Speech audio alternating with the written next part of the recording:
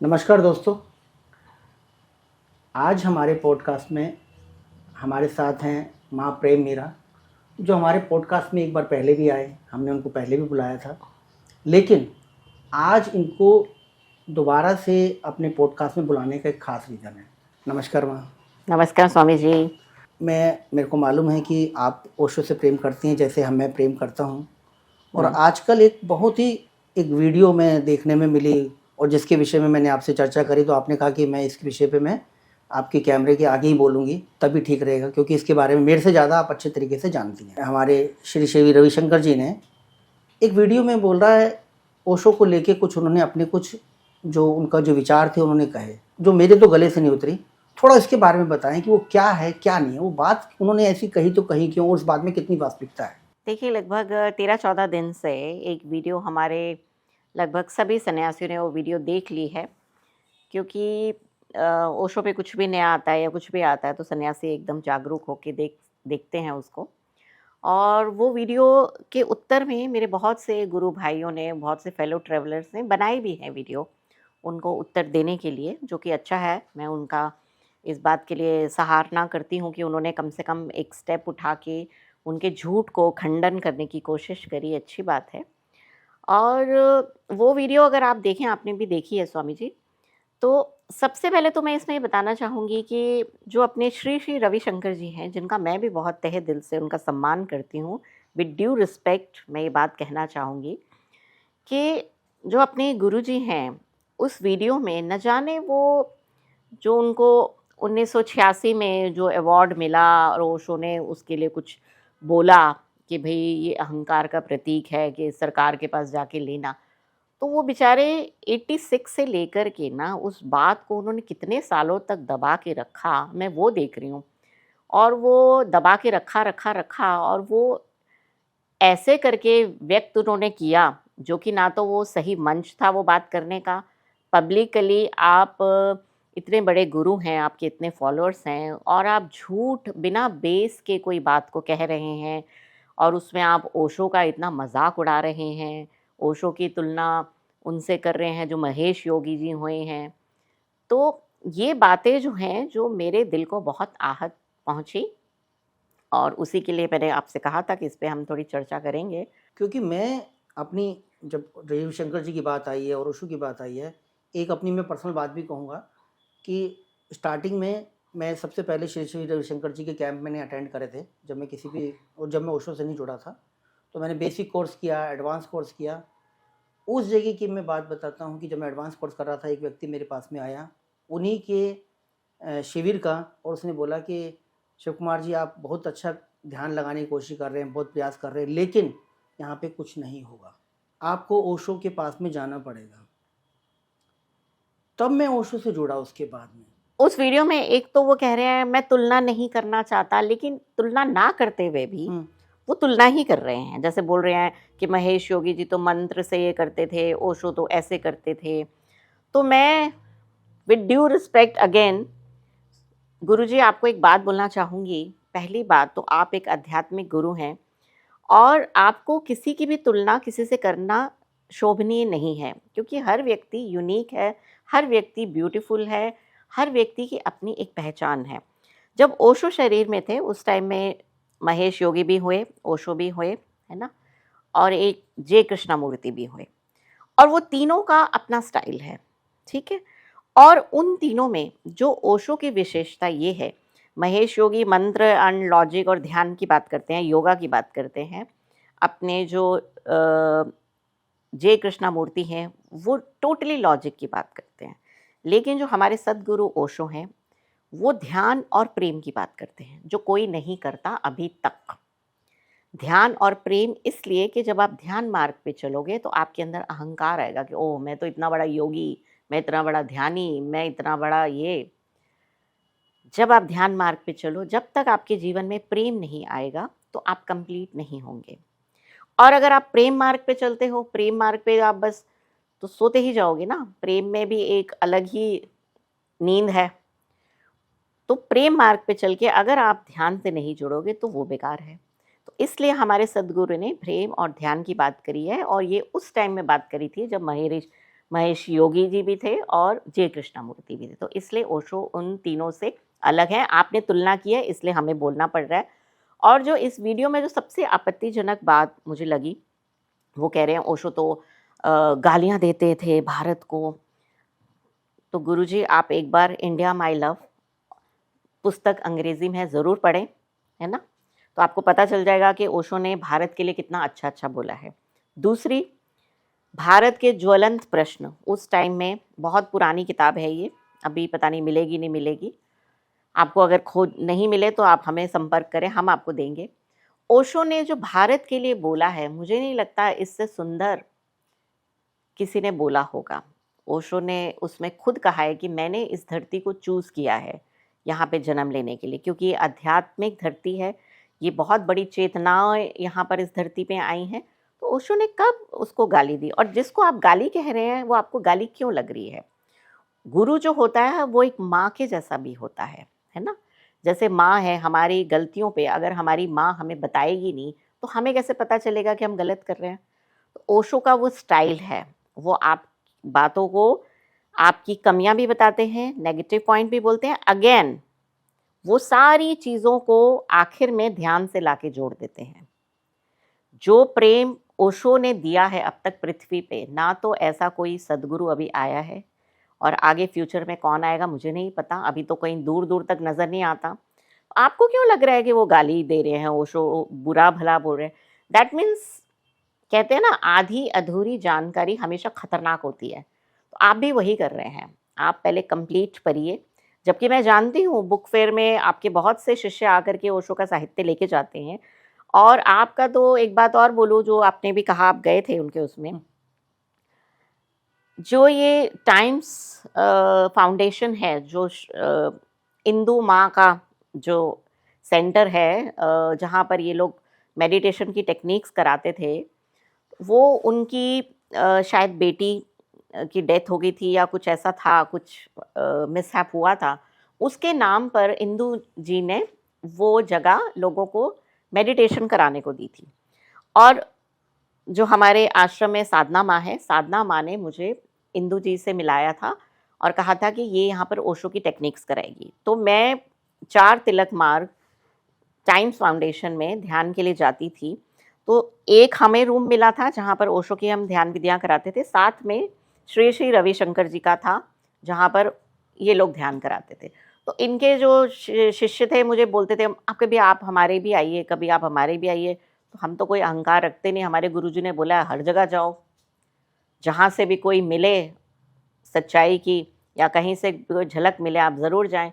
तो जब मैं गई और उनकी वो जो इकलौती विधि सुदर्शन क्रिया, तो मैंने बोला भैया तुम इससे डायनेमिक ही कर लेते, तुमने डायनेमिक का क्या तोड़ मड़ोड़ के बना दिया है।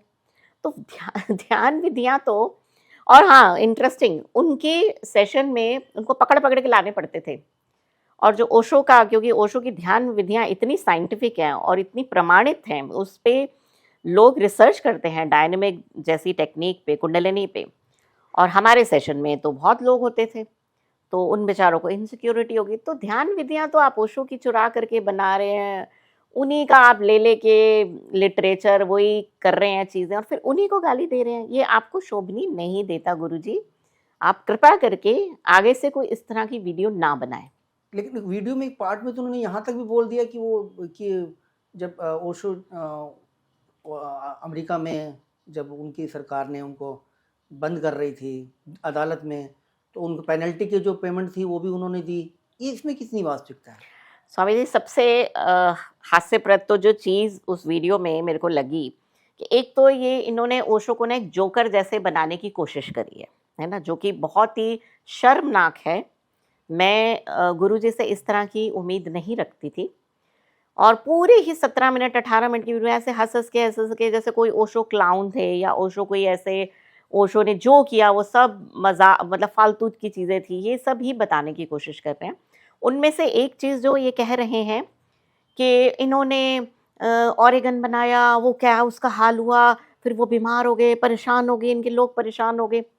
सॉरी, आपको मैं आज बताना चाहूँगी, ओशो ने एक बहुत बड़ा पृथ्वी पे एक प्रयोग किया था, और ओशो इकलौते आज की डेट में इकलौते ऐसे संत हैं, हम उनको हैं बोलते हैं क्योंकि ना वो कभी पैदा हुए ना वो कभी मरे और इस तरह की चेतनाएं कभी जाती नहीं है।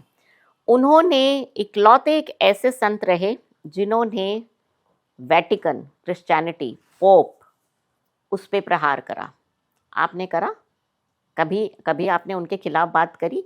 और जबकि आपको पता है हमारे देश में भी जो भुखमरी है और हमारे देश में जो गरीबी है उसको कौन वो करता है एक्सप्लॉइट? वेटिकन गैंग, ठीक है ना। ओशो ने अमेरिका में जाकर के जो जीसस पे, जो क्रिश्चियनिटी पे, जो वेटिकन पे प्रहार किया, उसके वजह से उनको जेल में जाना पड़ा, उसकी वजह से उनको थेलियम पॉइजन लेना पड़ा। आपके अंदर हिम्मत है? आप बोलेंगे क्या कभी ऐसी बात? आप नहीं बोलेंगे ना, क्योंकि आपको अपनी गद्दी प्यारी है, जो ये मुकुट आपने लगा रखा है आपको वो प्यारा है। लेकिन ओशो ऐसे नहीं थे जब वो शरीर में थे, तो हैं वो हमेशा ही रहेंगे। और जो आपने फिर ये झूठ बोला कि वो महेश योगी जी ने उनको, आप क्या बात कर रहे हैं? ओशो के सन्यासी, ओशो तो मशहूर, आप लोगों ने ही ओशो को खिताब दिया है अमीरों के गुरु। फिर अमीरों के जो गुरु हुए वो आपके महर्षि योगी जी से ले रहे थे हेल्प। हमारे तो जो आश्रम के जो स्वामी हुए, स्वामी जयेश हुए, है ना, हास्या माँ हुई, ये लोग तो इतने समृद्ध थे कि इनको तो 1 मिनट नहीं लगेगा इतने पैसे इकट्ठे करने में, जो आप इतने मिलियन ट्रिलियन की बात कर रहे हैं। और आपकी जानकारी के लिए एक बात और बता दूं, जो ओरेगन में आश्रम बना था वहां पर कोई हिप्पी नशेड़ी वो लोग नहीं थे। जो थिंक टैंक था अमेरिका का, जो फिलोसोफर थे, जो डॉक्टर्स थे, जो साइंटिस्ट थे, इंजीनियर्स थे, उन लोगों ने आकर के अपने पैसे से वो आश्रम बनाया। वो लोग ऑलरेडी समृद्ध थे, उनके लिए ये 20 मिलियन 200 मिलियन कुछ भी नहीं मायने रखता। तो क्यों आप इस तरह की अफवाहें फैला रहे हैं? आपके पास टॉपिक खत्म हो गया क्या बात करने के लिए? और आज ओशो क्योंकि शरीर में नहीं है, वो आपका खंडन नहीं कर सकते आकर के, तो आप कुछ भी बोलते जाएंगे। तो ये आपको शोभा नहीं देता गुरुजी। आप कृपा करके माफी मांगिए हम सन्यासियों से और बोलिए जो आपने बोला, आपने खुद कुछ लगा करके ये सारी बातें बोलिए, क्योंकि बिल्कुल बिल्कुल बिल्कुल असत्य बातें हैं। एक चीज़ और, उन्होंने ये भी बोला, जो मैंने वीडियो देखी, कि जिंदगी भर गाली देते रहे और एंड में भारत में जगह मिली। ये मेरे को पता नहीं। अब आप इस बारे में क्या कहते हैं? आप प्लीज आप मेरे को बताएं। नहीं, भारत में जगह क्या मिली? वो तो भारतीय ही थे ना। शरीर जो उन्होंने जन्म तो भारत देश में लिया था ना। पहले तो इसकी कॉन्स्पिरेसी को समझिए ना। जब ओशो ने वेटिकन पे, ओशो की पुस्तक भी है ना जिसमें ओशो ने बोला है कि पोप एंड पॉलिटिशियंस ये ही माफिया हैं सोल के। ये तो बहुत मशहूर किताब है, वो तो हम सभी जानते हैं। जब ओशो ने इस तरह से वेटिकन पे प्रहार करा तो जितने भी क्रिश्चियन कंट्रीज थे उन्होंने ओशो को वीज़ा देने से इनकार किया। ओशो का प्लेन उड़ता रहा, वो सभी जानते हैं। तो क्या फिर भारत में आके क्या उन्होंने गुनाह करा? वो तो ऑलरेडी आश्रम यहाँ बना चुके थे, तो अपने आश्रम में वापस से आए, तो इसमें क्या हो गया? और ओशो ने जो भारत को कोई गाली नहीं दी, सिस्टम को गाली दी। और उसमें क्या है? अगेन, जो गुरु और माँ हैं, जब तक वो एक खंडन नहीं करे, किसी बात को गलत, हमारी कमियों को नहीं बताएंगे, तो हम उसको सुधारेंगे कैसे? फिर तो हम बेहोशी में ही जाएंगे ना। हम तो फिर अपने आप को श्रेष्ठ ही मान लेंगे। जैसे आप कह रहे हो महेश्वरी योगी जी कहते थे तू तो गवर्नर है, तो ये तो एक अलग ही डिवाइस होगी ना कि आदमी को सच से वाकिफ ही नहीं कराओ, उसकी कमियां ही मत बताओ, तो वो तो एक बेहोशी में जा रहा है ना। वो तो कह रहा है हाँ हाँ आई एम परफेक्ट। ऐसे थोड़ी होता है। कुम्हार और गुरु सेम काम करते हैं। कुम्हार भी तो ठोका पीटी करता है ना, टट टट टट, तब जाके एक पॉट बनता है। तो वो ही गुरु का काम होता है। वो भी तो जब तक शिष्य को इधर उधर से करेगा नहीं तो कैसे बनेगा शिष्य? और इसलिए ये बात इनकी सरासर गलत है।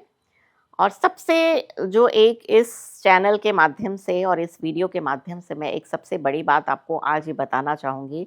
श्री श्री रविशंकर जी के पास हमारे जो सन्यासी थे स्वामी विनोद भारती, है ना, सभी जानते हैं उनको, जो एक बहुत बड़े फिल्म स्टार थे, विनोद खन्ना जी।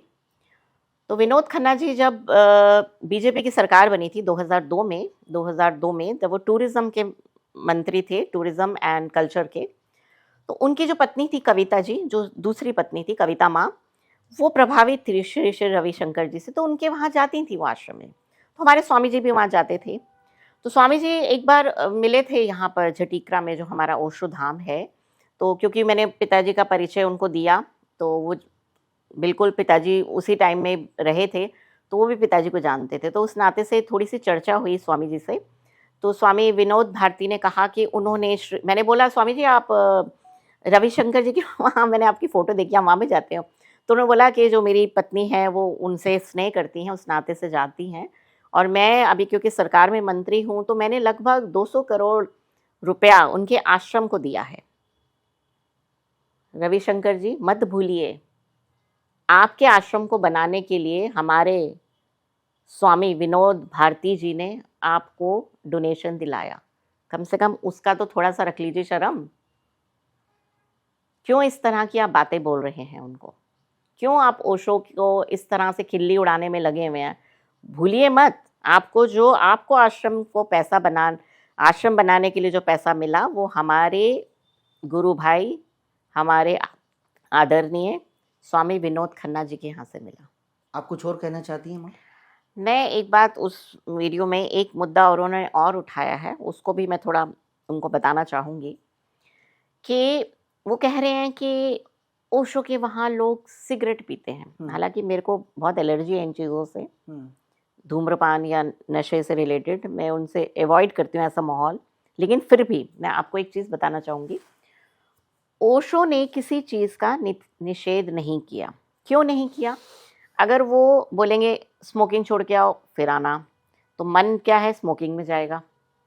ठीक है ना, ये तो आप भी मानते हैं। इसलिए ओशो ने वो शर्त नहीं रखी, उन्होंने एक ही शर्त रखी, ध्यान।